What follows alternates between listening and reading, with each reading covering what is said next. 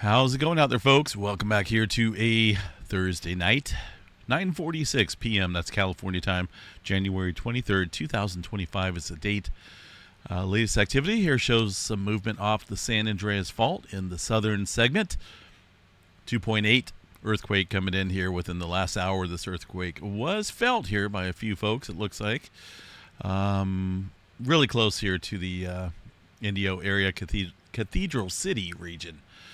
Nothing big, but it is in a location here that is lighting up a little bit. See this movement down south here? This is the latest quake, a little 0.9. There's a 2.8 prior to that.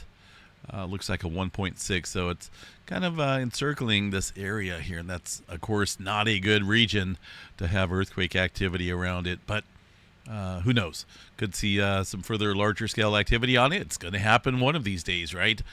A lot of people complacent when it comes to the big one out here. And that southern branch here of the San Andreas Fault has not seen any full rupture on it in over 300 years. And it's capable of an 8.1 as a whole here. So continue to keep an eye on that because it is lighting up here tonight. Aside from that, general small microquake activity out here around the rest of the region. We'll definitely keep an eye on that. Some movement up here north of the Garlock Fault shear zone to Tehachapi Mountains range. A couple earthquakes here outside of the Taft area from earlier today, 2.7 and a 1.6. This area, yeah, it looks like it's, I'm trying to think here if this is a region.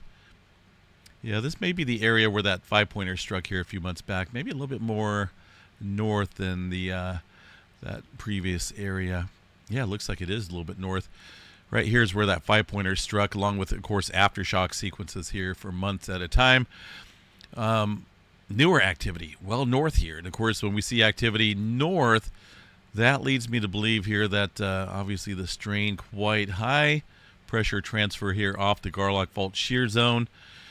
And it's starting to show out here. Here on the San Andreas Fault, 3.2 early this morning, also 2.6. Keep an eye on it. The plate movement is quite amplified out here today and tonight. Northern California, outside of Red Bluff up here in the hills. Little 2.7 earthquake here today. That key indicator, inland earthquake activity, a result of strain out here across the northern end of the plate boundary. Of course, the Cascadia subduction zone here as well. 4 earthquakes throughout the last 24 hours. All 4 after midnight here. Lots of 2s, and of course some smaller quakes out there as well. There's one, a little small earthquake showed up there on the seismograph station at Petrolia, not being reported out here. There was a 2.5 that was early this morning, right? It looks like, yeah. Either way, amplified conditions out here across the entire west coast from the south to the north here. Let me check out the tremor map here this evening. We'll go over here to Cascadia Tremor real quick. 157 epicenters of tremor. And again, it's in that area underneath Oregon here, just underneath the, let's see, Portland, Hillsboro. This area right here, down about 35, 45 kilometers deep in that region of the Cascadia subduction zone. And that's pretty much where it's been here in the last week or so, with just a little bit squeezing in north and south, but it's definitely filling in this area. So who knows? I mean, obviously we got to keep an eye on that elevated tremor leading to further strain, I should say, upstream. Some movement here across the Newberry Volcano in Oregon. I checked this out here on the seismograph station. This may have something to do with the geothermal operations, explorations they call it, there at that volcano. They going to start doing some digging around there and see if they can tap into some heated areas below to create energy. Looks like we may be seeing the result of that geothermal exploration there with these little earthquakes popping up. There's a number of them as well. There's a good 15 or 20 here on the map. USGS reporting 5 of them. But, yeah, things starting to kick up there across this area. I don't think satellite imagery will show anything in terms of the newer geothermal operations that may be ongoing here. We'll have to wait for a little bit before they update that. Washington pretty quiet aside from a couple smaller quakes. Earlier today as well, and this is kind of expected, I kind of mentioned that this morning, to watch for further migration northward along this plate boundary and following this activity down south. This 4.4 coming in early this morning, so it looks like things have strained upstream here where a lot of times it is expected to transfer. So we'll keep an eye here on Southern California tonight. Oil fields of Texas, a little bit of movement out there. Some movement out in Kansas as well, outside of Plainsville. Smoky Hills out here. The U.S. hazard map here really doesn't show a whole lot of activity for the Kansas area. Periodically, they do get some earthquakes out there. If we look at the last 30 days, not a whole lot popping up out here, but in previous months past, there has been a little bit of earthquake activity. So nothing too odd going on out here, but I don't know what's out here. A lot of farmland. Something going on maybe underneath this area. I don't know if there's any type of pumping operations or what. It does look like some type of, I don't know if it's natural gas or other stuff going on out here, but there's these little roads that lead to little tanks, it looks like. So, of course, if that's what's going on out here, this will be soon to be earthquake country. It's been proven time and time again here. Texas is now earthquake country. Check out the last 30 days out here in the oil fields of the Permian Basin region. 579 earthquakes in total across this area of Texas, a little bit down south here across this oil field, which, it's just littered with a lot of oil fields down here. Sometimes hard to tell, but all roads lead to a wastewater pond or some type of pumping operations out here. A lot of holding tanks and whatnot, pumping some type of wastewater pond there. All right, it's back out of there. New Madrid seismic zone, quiet for now. Not a whole lot going on. Last 24 hours, largest magnitude is going to be a 5.6 here across the Vanuatu area. That's a super deep earthquake. Since then, let's see what we got. Anything else stirring up across this area? Just a return of deep earthquakes to this region. The majority of these here in the last 24 hours, all super deep. And, of course, I'm trying to think when our last big events took place out there across the subduction zone. We can see some 7s and 8s way downstream as well. It's been a little while. I want to double check here and see when we had some activity out there. We're going to go with just 7.0 and above. We'll go back a handful of years to 2000. The year 2000. Who would want to go back there to the year 2000? I think I would. A little bit different world back then. 25 years ago. Crazy to think about. So we're going to check up here across this region. I know Kermadec Trench, of course, had an 8-pointer here back in 2021. Let's take a look here and see what we got. Our last 7-pointer was 2023. Pretty deep, 179 kilometers there. That should be on miles. I'm not for sure what happened. There we go, 111 miles deep for that quake. But when was our last 8-pointer upstream there? 8.2, pretty deep earthquake there back in 2018. So it looks like 2006 here is when our last somewhat shallower subduction zone interface here took place. 8.0 back in 2006. 7.3 2022. 7.6. So, a little concerning that we could see some larger scale activity upstream here. Of course, down across New Zealand, 7s out there. Looks like the last one back in 2021. I know there was an 8-pointer out here as well. There we go, 8.1, 2021 as well, in that cluster of quakes that took place. A lot of earthquake activity in that region. So we'll continue to watch. I mean, an 8-pointer can happen at any given time out here, folks. Could be anywhere at any moment. Southern California could be on the list here. Another earthquake coming in within the last. When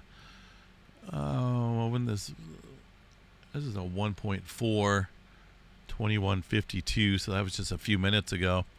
That's why I'm saying things are starting to light up out here across Southern California right now.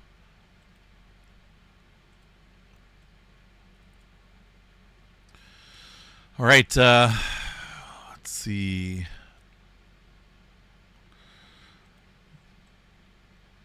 New Zealand, some threes popping down here across the area. Just typical. I mean, they're always seeing threes. Nothing big going on there for now, but it does have a lot of potential, obviously. Still seeing quite a bit of movement here across the western areas of the Pacific Plate, putting the strain up here continually on the Nankai Trough. I've been saying this for a few days now in a lot of the updates, but man, it's still underneath the strain hammer out here, so to speak. All that plate movement and pressure building up across the Nankai Trough. No telling when that thing's going to pop. Pretty active here across the Java Trench and the Indonesia Islands area. Nothing big happening. Bunch of fours for now. Super deep quake here, 5.1 off the Myanmar region, it looks like. 78 miles deep here. Been a little while since we've seen any large-scale activity out there in this region. With all the movement here recently up north, it's possible we could see adjustment further straining this region. Ethiopia rift boundary, a couple more quakes out there. Looks like even the fracture boundary here across the West Sheba Ridge is showing some movement as well. So something brewing underneath this area for sure. Mediterranean region pretty quiet. Ireland, man, they got a massive storm coming in there. I had to check that out here towards the end of the update video. A bunch of fracture activity down here across the Nazca and the Antarctica plate boundary. It's going to be this region down here. A couple fours stirring up. That should add further strain, potentially out here across the Peru-Chile Trench, the southern end. That's the general movement there when things start to separate down here. Alaska, pretty quiet. Got typical movement. Nothing big. Only a couple earthquakes there. Above 2.5. One way up north here. Goodness. All right. Let's see here. Let's go ahead and check out space weather real quick. Then we'll check out weather. Things dropping down there in terms of the flaring potential. Really not expecting too much here in the days ahead. This sunspot area, as massive as it is not really all that complex in terms of the magnetic structure there with that sunspot. So out of all three of these, maybe this area up here. But these are just about ready to depart off the western limb. See you guys later. Probably not expecting much else out here on the visible disk. I don't know what's out on the far side. That far side watch is not working. But hopefully it will eventually. They'll get it back online. There's a CME. This is kind of neat. Neat little option here that SolarHam added onto their webpage. Massive CME it looks like here. And this kind of opens up the tracker so you can see where that CME is headed. We're expecting maybe a G1 class storm here. This is going to be for the 25th UTC time. So that looks like that will be on Friday night. Would that be right? I believe that would be Friday night. Potentially G1 class storm. KP index up around the 5 here. But, looking at that tracker here, if you look at the CME, it's just barely going to touch us there with that plasma cloud. Again, this could be a near miss. It may not even hit us, or it could be a decent shot. We'll see what happens as that materializes, maybe. So yeah, pretty clear after these sunspots depart. Got a whole lot of openness out here, some weak sunspots. There's the potential G1 class storm. As far as flaring activity, again, 10% chance for X flare. That's probably high. 55% chance for M flare. Weather outlook out here, as far as long-term models go. Actually, I want to check out the fire conditions here real quick, see what we got for California fire, then we'll check out the weather. What in the world? We got a little fire up here.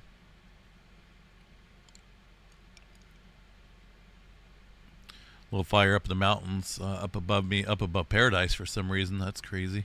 As far as fires there in Southern California, well, a number of them it looks like. The big one, hugest fire. This thing popped up out of the blue in the last couple days. 36% containment. They're getting a handle on it.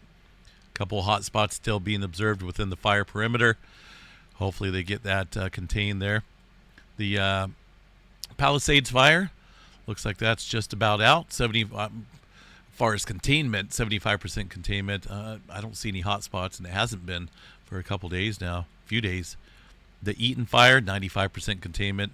No hot spots being observed there either. And a couple of smaller fires down south. There's somewhat of a bigger one down here out in the middle of nowhere land. Isn't that crazy how these fires just start up out of the blue? A lot of mountains to burn here. A lot of forest, unfortunately. Oh yeah, this is I can see the fire there on that camera. Let's go back a few hours here. I believe we're able to see that. Check out the 6-hour view. Oh yikes. Yeah, that's not good. Look at that fire burning out there.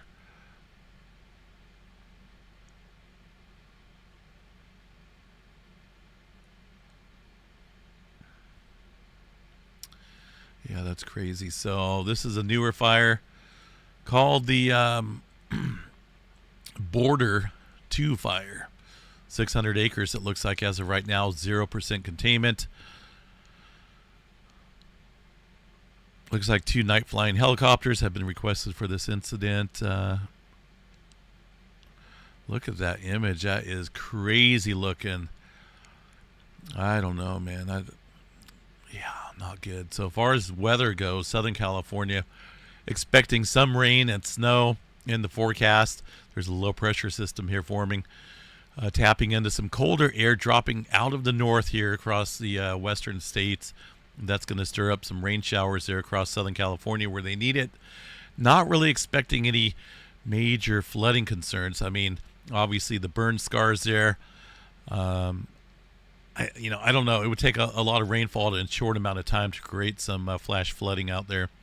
But this just looks generally light across the area. But I guess I can, hopefully get a little bit of rainfall there to help with the fire conditions. Rain returns here to my neck of the woods here in Northern California. Thank you very much for whoever maybe did some rain dances out there for me. Appreciate it. Precipitation right there, there across Northern California. Big old low pressure system. So it looks like things are going to change out here. Pretty significant pattern change as we head into the month of February. Thank you. And if we look at the total accumulated precipitation runs out here, there you go. That looks more typical of a wintertime pattern out here for California. Southern California getting in on the mix as well. So that's a lot better looking. Hopefully it stays that way.